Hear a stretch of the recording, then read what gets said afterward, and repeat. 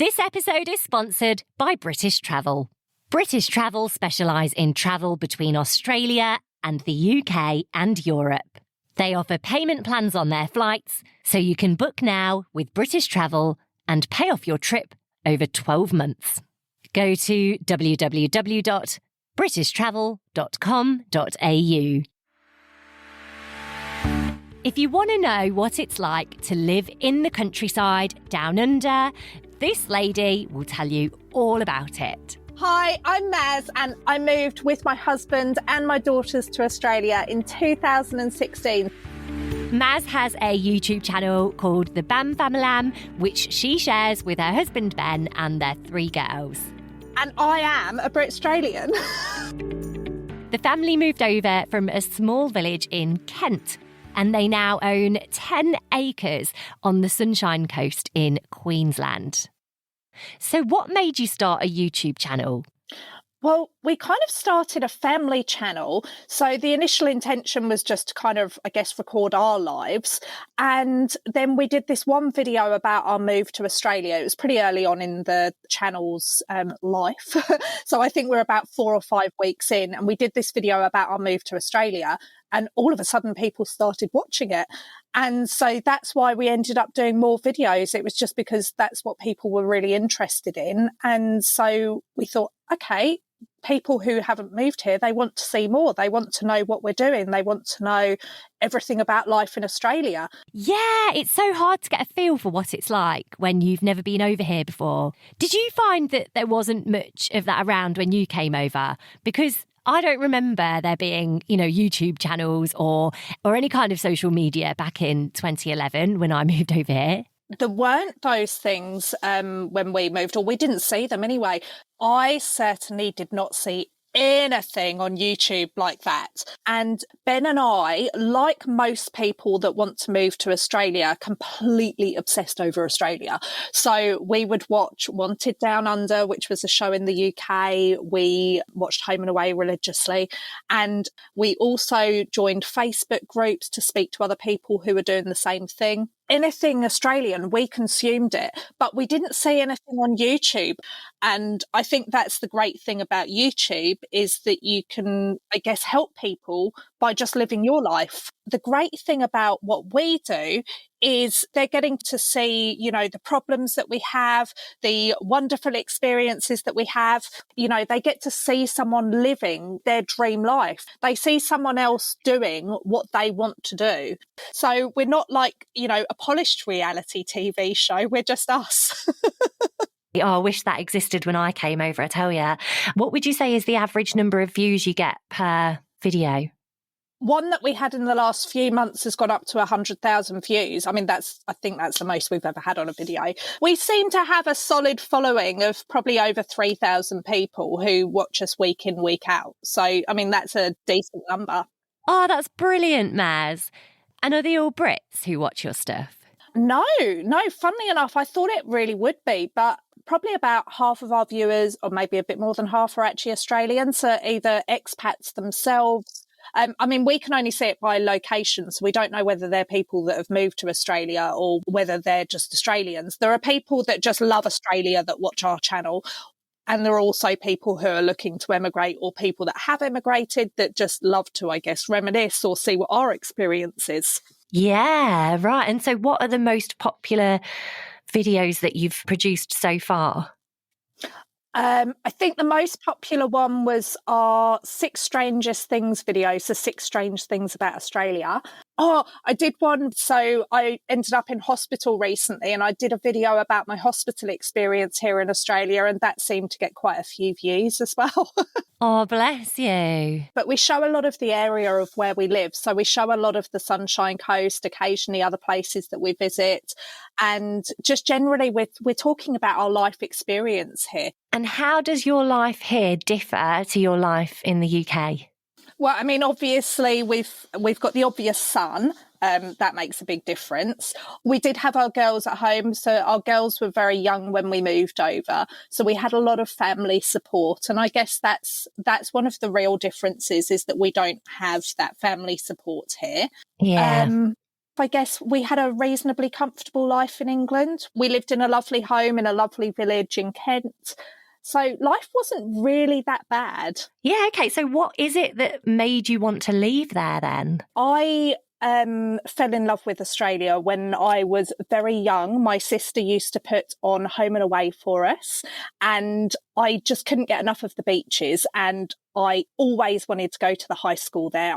So when I was 14, I went to school in Australia. I asked my parents, please, can I go there? And they said yes, and pretty much chucked me on the next plane out. I didn't know that that was a thing, that you could even do that. So you can, if you live in the UK, you can go to school in Australia for a while. Yeah, well, the international homestay programs are a massive thing in Australia. I didn't do an international homestay program. I just went directly to a boarding school.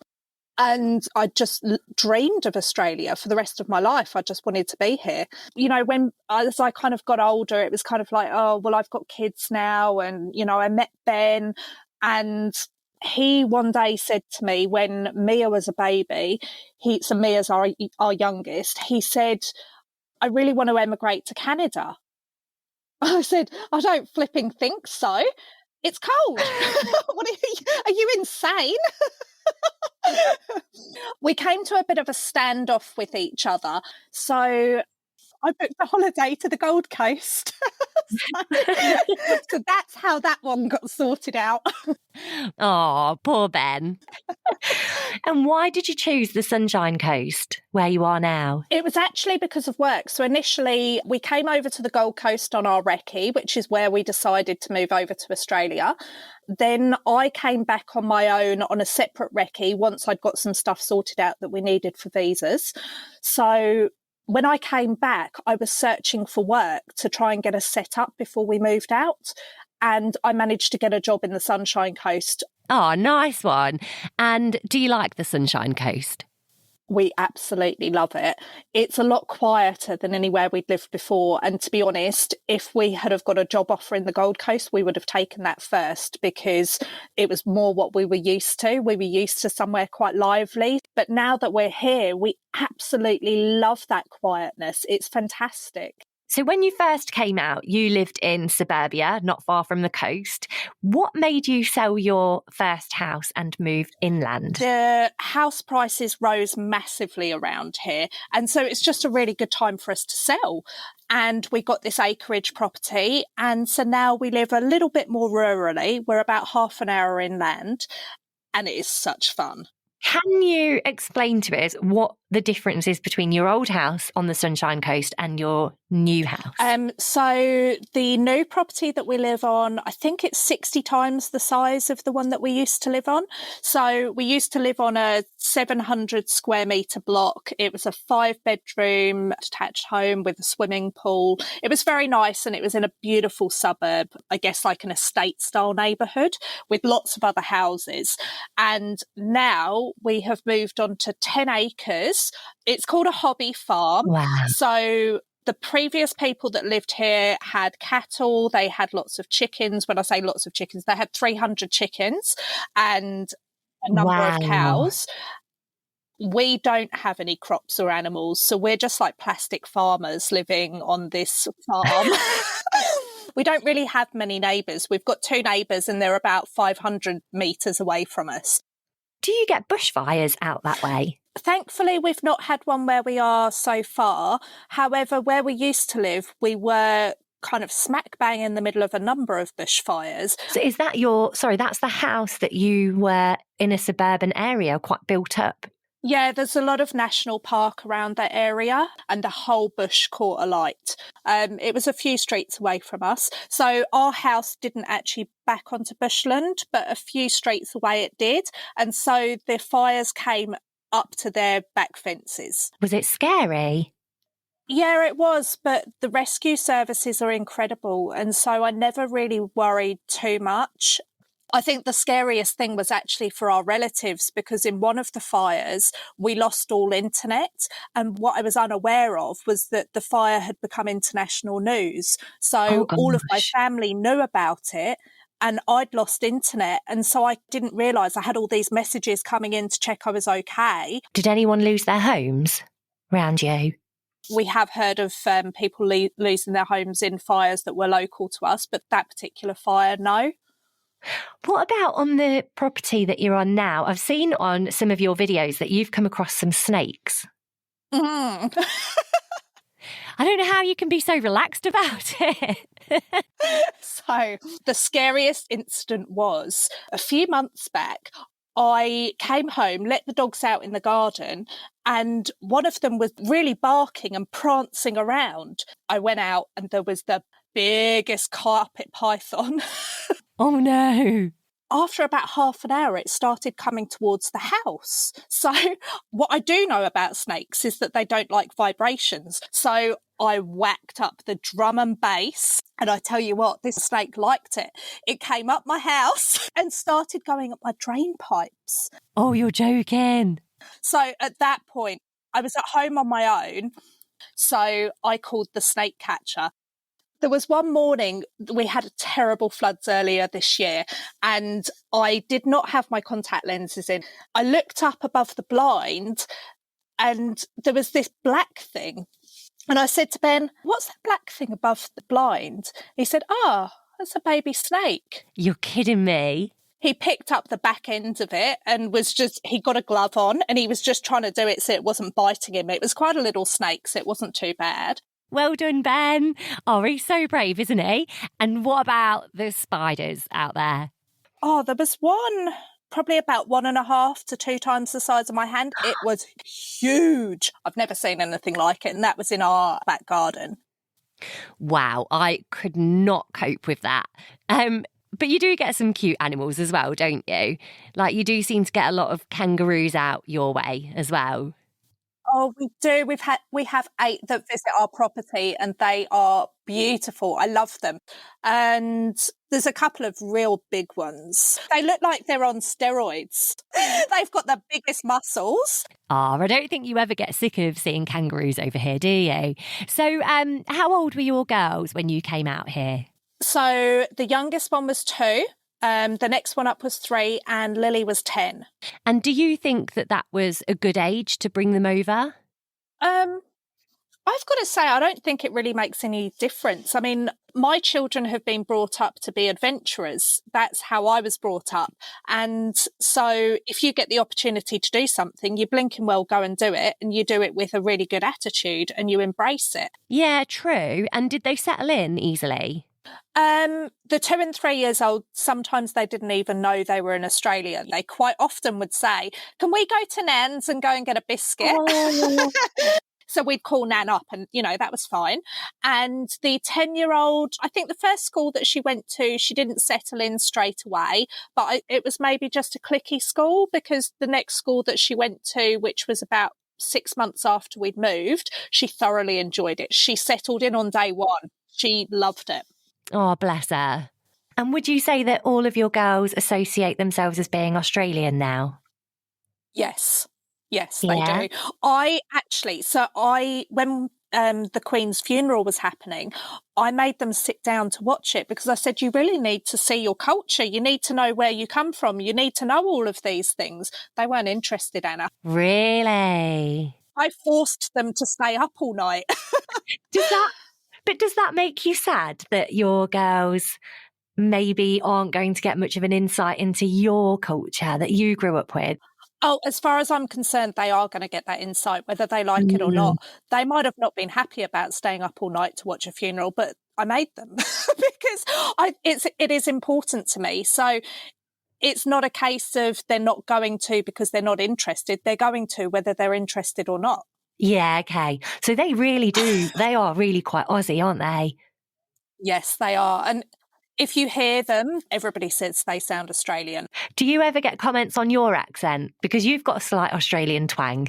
My accent is all over the place. And the funny thing is, I think that's with most expats. It can depend who you're speaking to. It can be dependent, if you've just had a chat with your family members, you might all of a sudden sound very English. If you've been listening or watching English TV shows, we watch a lot of English TV shows, and so I might sound more English then. But then I could be at work with someone Australian and all of a sudden I sound like I am Australian.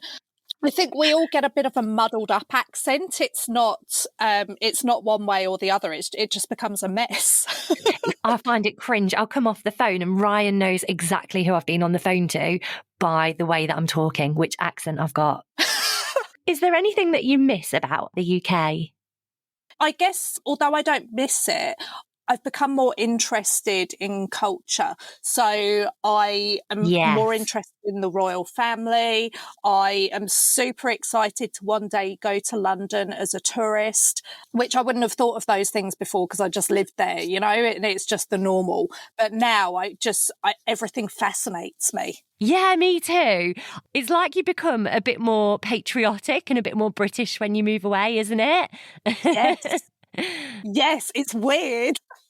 I miss shops. So I really love shopping in the UK, and when I go back, I am so excited to just go into Tesco's. The first day that I'd been back to England since we moved to Australia, I woke up at 5 with my jet lag and pretty much skipped into Tesco's, and everything's so cheap.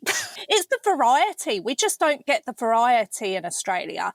I mean, that's fine. Yeah. It's like we can get what we need, but to have that again is just thoroughly exciting. I just love looking at the sandwiches. You know, they're like the Tesco meal deal section. I just love it. Yeah.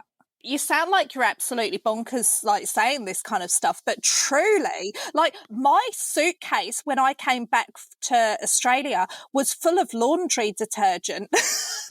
Can you imagine if customs stopped you with that? I had enough for 2 years. Brilliant. I love it. Final thoughts and any advice for people who are looking at moving out to Australia from the UK? Any words of wisdom?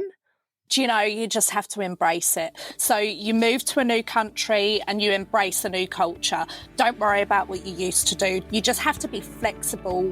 Definitely. Well, since this episode was recorded, Maz and her Bam Famalam have dropped a bombshell about their latest move to the country. Find out what's next for them on YouTube, or you can follow them on Instagram. All the links are in the description wherever you're listening to this podcast and on the BRITstralian website. When us BRITstralians are missing home, the number one thing that cheers us up, according to a poll on our Facebook group, is to watch some good old British telly. Are you a BRITstralian and feeling a little bit homesick? Well, you're not on your own. Come and join us on Instagram and Facebook and be part of our British expat community in Australia. All the links are in the description wherever you're listening to this podcast. Every time someone listens to an episode, it's classed as a download. The more downloads that BRITstralian gets, the more we can continue to push out podcasts. Please support BRITstralian by sharing this episode with a friend. This episode is sponsored by British Travel, which specialise in travel between Australia and the UK and Europe. Whether you're a Brit looking to emigrate, or you're a BRITstralian needing a flight home, check out British Travel. They offer payment plans on their flights, so you can book now and spread the cost over 12 months. British Travel is owned and run by Jenny Bardsley, who's originally from Manchester and is now based in Perth. Jenny has more than 40 years' experience as a travel agent, both in Australia and the UK. Find British Travel on Facebook or go to their website www.britishtravel.com.au. All the links are in the description wherever you're listening to this podcast and on the BRITstralian website. You can hear Jenny's story on Season 1 of the BRITstralian podcast.